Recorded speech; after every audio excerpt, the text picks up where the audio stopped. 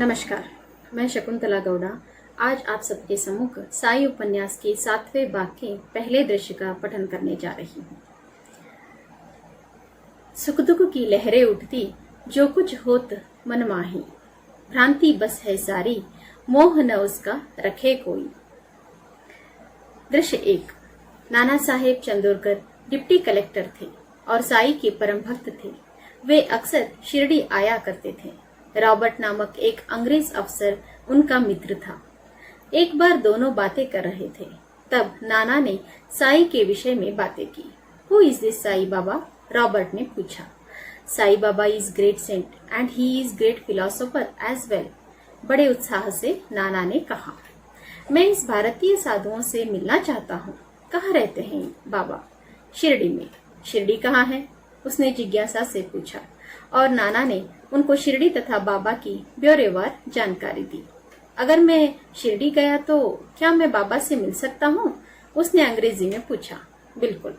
क्या आप मेरे वहाँ रहने आदि का प्रबंध कर सकते हैं? उसने उत्सुकता से पूछा।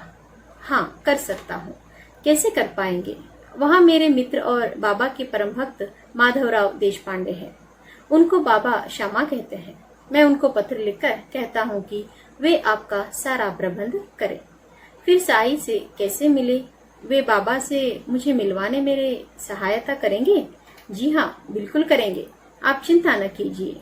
फिर आप आज ही चिट्ठी लिख दीजिए। मैं जल्द से जल्द जाना चाहता हूँ। ठीक है। उसने और भी बहुत कुछ जानकारी हासिल की। उसकी आंखें चमक रही थी और नाना को उसकी आंखों की वह चमक भा गई। उस अंग्रेजी को बाबा के प्रति कौतूहल था। वह बाबा से मिलने के लिए आतुर था, पर भक्तों के पास जो श्रद्धा होती है वह उसके पास नहीं थी। भारतीयों की तरह गोरों का श्रद्धालु होना संभव नहीं था। कदाचित श्रद्धा व्यक्त करने की उनकी रीति निराली होगी। यह सोचकर नाना चुप रहे। फिर माधवराव को सविस्तार पत्र लिखा और भेजा। रॉबर्ट महोदय ठीक वक्त पर मुंबई से शिरडी पहुंचे। माधवराव देशपांडे उनकी राह ही देख रहे थे। माधवराव अच्छे अंग्रेजी जानते थे। उन्होंने उनसे हाथ मिलाकर कहा, welcome sir, welcome to Shirdi. Thank you. Are you mister Madhavrao? Yes. Did you receive letter from Nana Saheb? Yes. उन दोनों का सारा वार्तालाप अंग्रेजी में हो रहा था। आपने मेरे रहने का प्रबंध कहाँ किया है? लॉज आदि में या? नहीं सर, आप हमारे साथ हमारे घर में ही रहेंगे। नहीं नहीं सर, अगर आप हमारे लिए यहाँ एक तंबू का प्रबंध भी कर सकते तो। ठीक है, देखता हूँ। तब तक आप हमारे घर चलिए। लाइए, वह अटैची मुझे दीजिए। ठीक है। दोनों माधवराव के घर आए। अंग्रेज मेहमान को गुड़ और जल दिया गया। वह खुश हुआ। उसने मूंगफलियां भी खुशी से खा ली। शाम तक उनके तंबू का प्रबंध हो गया। उस तंबू में उसने अच्छी तरह से अपना सारा सामान लगा दिया। घाट पर दरी बिछा दी। वह खुद इस प्रबंध से खुश था। यात्रा की थकान के कारण वह उस रात साई के दर्शन के लिए नहीं गया। माधवराव ने उसका प्रबंध बहुत अच्छा किया। रात उसे नींद आई। सुबह जब वह जाग गया तब वह तरोताजा था। स्नानादि निपटाकर वह माधवराव की प्रतीक्षा करने लगा। इतने में वह आ ही गया। चले? हाँ, बाबा मिलेंगे, मुझसे बात करेंगे ना? वह तो नहीं कहा जा सकता। उनके मन में हो तो ही वे मिलेंगे, बात करेंगे। अगर नहीं तो फिर नहीं। माधवराव ने थोड़े में ही पर ठीक ठाक जानकारी दी। अरे, पर मैं इतनी दूर से आया हूँ और मैं एक बहुत बड़ा अफसर भी हूँ। यहाँ तो हमारा ही शासन है और तुम्हारा वह साधु हमारी बात नहीं मानेगा। ऐसे कैसे हो सकता है? आपका शासन हम पर, लेकिन बाबा का शासन सारे संसार पर। आप समझ रहे हैं ना? अजीब है। हाँ, और एक बात ध्यान में रखना, अपने मन में कोई अहंकार मत रखना। हम अंग्रेज सत्ताधीश हैं। यह अहंकार मन में रखकर बाबा के पास जाना संभव ही नहीं है। माधवराव ने एक और वार किया। मजेदार है। माधवराव, एक बात बताइए, आपको क्या लगता है साई बाबा भगवान है? बिल्कुल, जैसे आपका जीसस क्राइस्ट वैसे हमारे साईं बाबा। उनसे मिलने देखने के लिए मेरा मन आतुर ही उठा है। चलिए चलते हैं। चलिए। दोनों चल पड़े। मस्जिद के पास आए। बाबा प्रसन्न मन से कटघरी से पीठ टिकाकर बैठे थे। लोग दर्शन लेकर लौट रहे थे। रॉबर्ट और माधवराव मस्जिद के पास आए। रॉबर्ट ऊपर चढ़ने के लिए अपना पैर उठ रहा था कि बाबा ने तेज आवाज में कहा, स्टॉप। बाबा के मुंह से अंग्रेजी सुनकर सब के सब अचंभित हो गए। खुद रॉबर्ट की हालत अजीब थी। ना ऊपर जाने आ रहा था, ना नीचे उतरने आ रहा था। नीचे उतरना अपमानजनक लग रहा था। फिर वह तेजस्वी साधु अंग्रेजी में बोल रहा था। उसे नाना चौकीदार की बातें याद आई और उनकी बातों में तथ्य भी लग रहा था। यह मात्र साधु नहीं, कोई और है, असामान्य, असाधारण। उनके तेज से वह सन्न रह गया। उनकी आवाज भी हवा में चाबुक चलने जैसी थी। इस साधु का रसायन कुछ भिन्न है, यह बात वह अंग्रेज जान गया। वह 2 कदम पीछे हटा। उसके चेहरे पर विराजता जन्मजात अहंकार उतरा। सत्ताधीश होने का भाव पिघल गया। बाबा, मैं आपको सलाम करता हूँ, उसने अभिवादन करते हुए कहा। तुम पर भगवान की कृपा बनी रहे, बाबा ने वहीं से कहा। श्यामा, बस उसको ऊपर आने न देना, बाकी उसका प्रबंध आदि ठीक से करना। आखिर है तो हमारा मेहमान ही ना।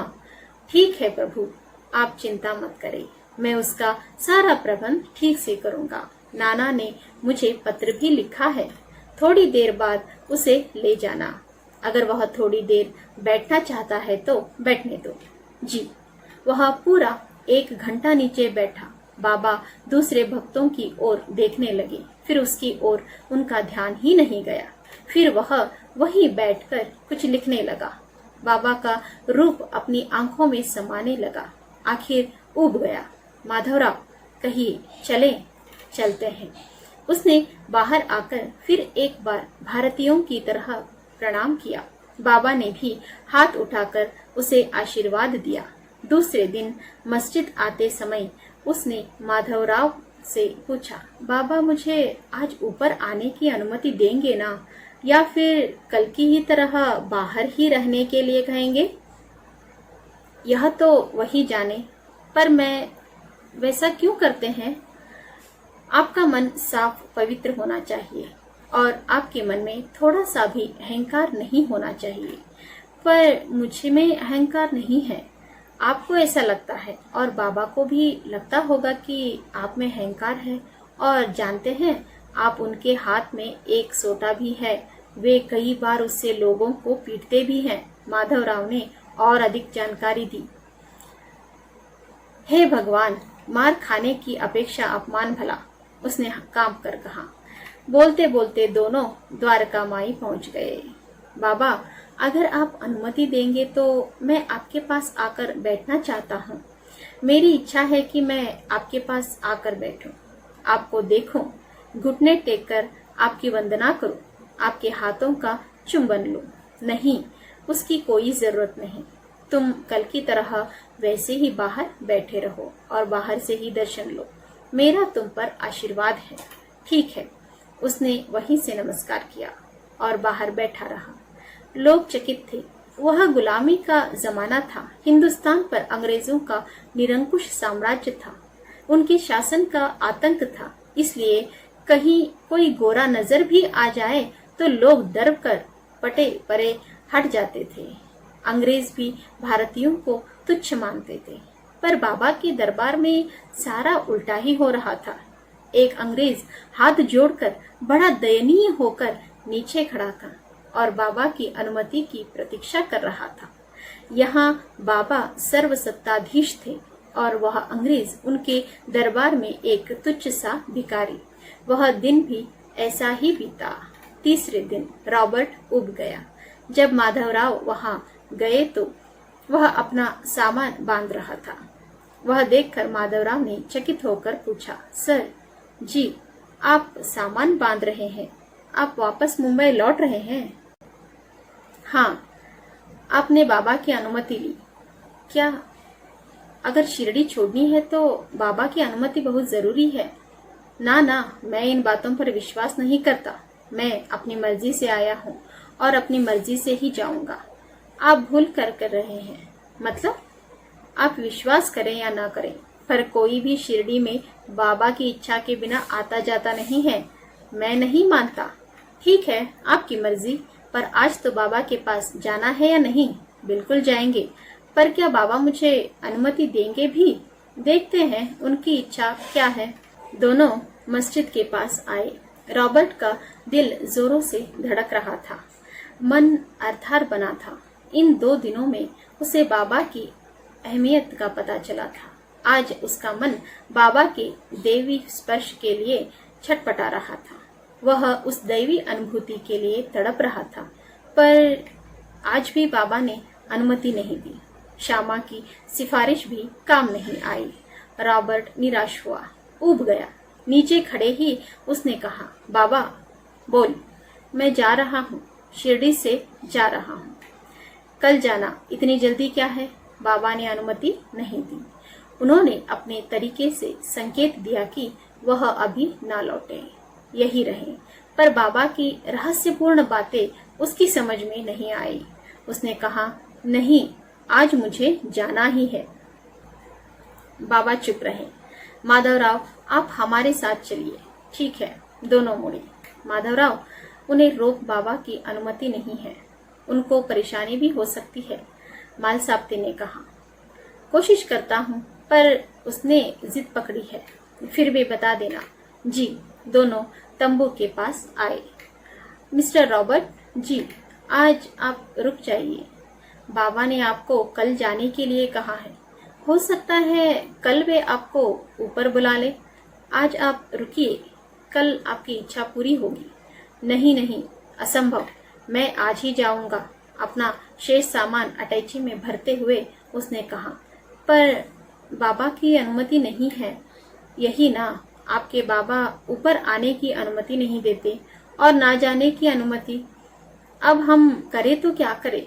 और मान लो मैं बिना अनुमति के गया तो क्या होगा? इसके पहले जो भी बाबा की अनुमति के बिना गया है, उसे काफी कष्ट उठाना पड़ा है।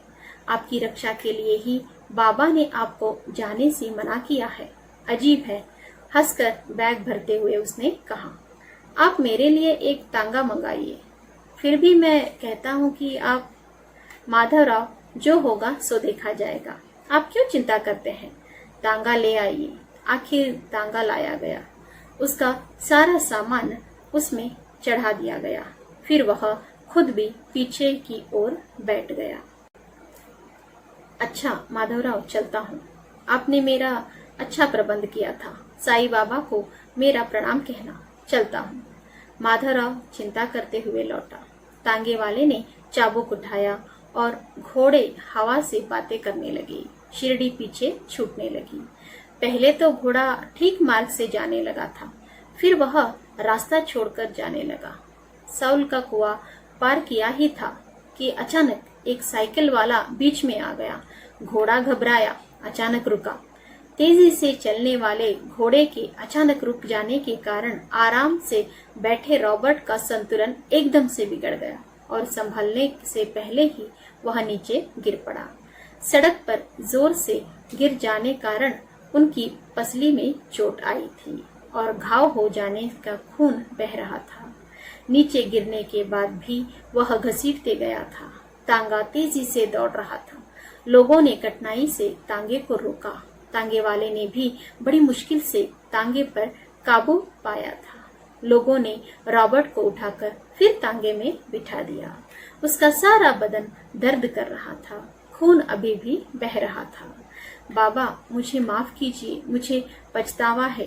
तांगे वाले ने चौंक कर पीछे की ओर देखा। अस्पताल कहाँ है? कोपर गांव में। फिर वहीं चलिए। ठीक है। अजी सुनिए, आपको भी कहीं चोट आई है क्या? जी नहीं, मैं हर सुबह बाबा की अनुमति लेकर ही काम पर जाता हूँ, उसने श्रद्धा से कहा और रॉबर्ट की आंखें ठक से खुल गई। धन्यवाद।